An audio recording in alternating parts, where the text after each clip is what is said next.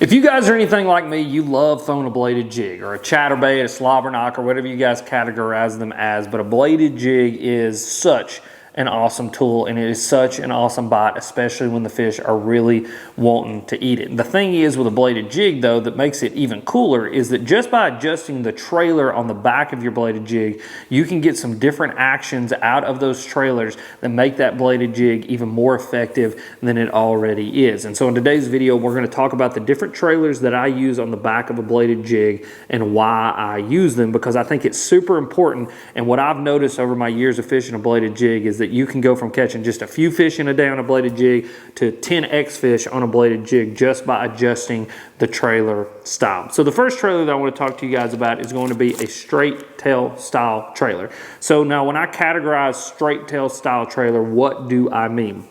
So I mean something like a jerk shad by Berkley or a power stinger by Berkley, something in that category.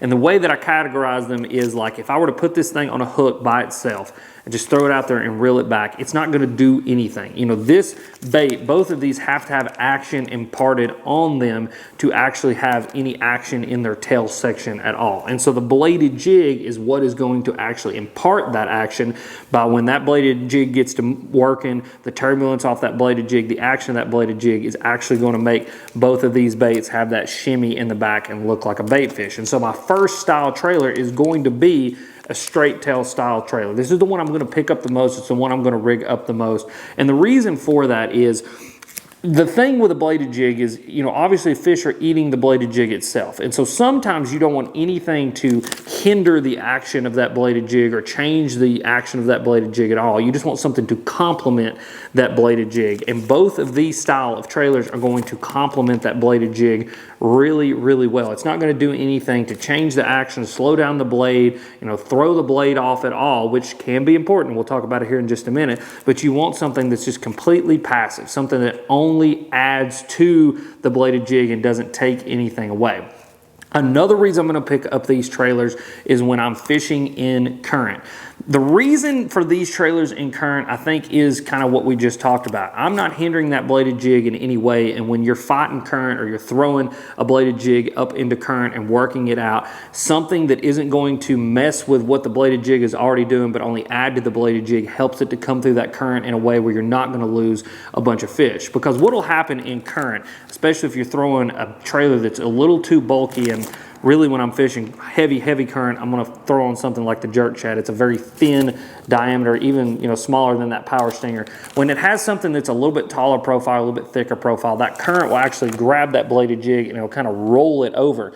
And I've had so many instances where I've had fish bite that thing as it rolls, and I either don't get a good hook into them at all and lose them, or I hook them in the bottom of the mouth and was going to lose them at some point if I didn't get them into the boat when I did. And so throwing those thinner, smaller profile, you know, trailers, things that just don't hinder the action at all, don't grab a whole bunch of water, don't do anything to the bladed jig, really, really works when you're throwing it in current. And current can be anything from a naturally flowing creek or river to, you know, like a pipe flowing into a pond or anything like that. And so just kind of keep that in mind. If you're throwing it around areas like that, throw something that's not going to hinder the bladed jig's action at all, because you can end up putting more fish into the boat that way.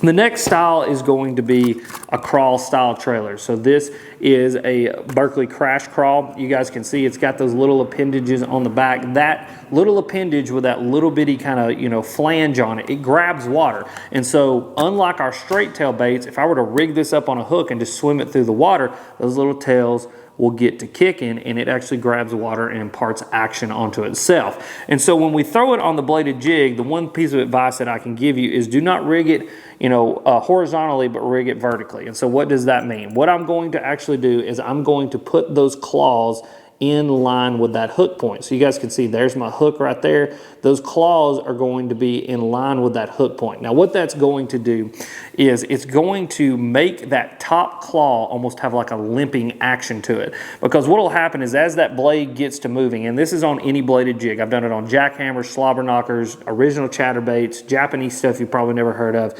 But as that blade gets to moving, it starts to create turbulence behind that blade. And it's That's where the kind of bladed jig gets its action from. And what that turbulence does is it's going to make that top claw not have all the action it would if it was working by itself, and it kind of makes it have that little bit of a limp like that, where that bottom claw is just going to be going to town and doing everything it needs to do because that disturbance behind that blade isn't going to be hitting it. And so for me, I'm going to fish this when fish are just a little bit more pressured. When they've seen 1,000 bladed jigs, when they've, everybody's out there throwing crankbaits, bladed jigs, all that kind of stuff. They've seen 1,000 of them.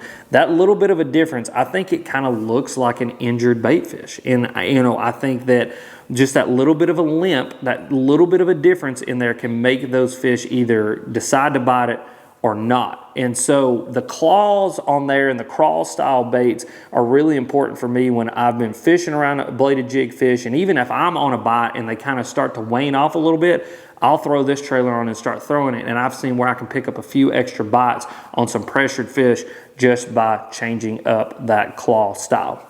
And then the third one is going to be a paddle tail swim bait. Now this is the one that I use the least, and the reason that I use it the least is because a lot of the times this is going to hinder the action of that bladed jig. And it doesn't matter which one you're throwing. Again, I've seen it from jackhammers, slobber knockers, chatterbaits. That little tail on the back makes that bladed jig want to kind of skip every now and then the action will come back to it. Now, that being said, I think kind of like that little claw limping on the back of that bladed jig, when you tie on a paddle tail style trailer, it can help to get some of those fish to react, because it's just like a crankbait deflecting off a piece of cover. A crankbait's coming down through there and it hits something, it kind of bounces off and then it goes again. I think you can do the same thing with the bladed jig.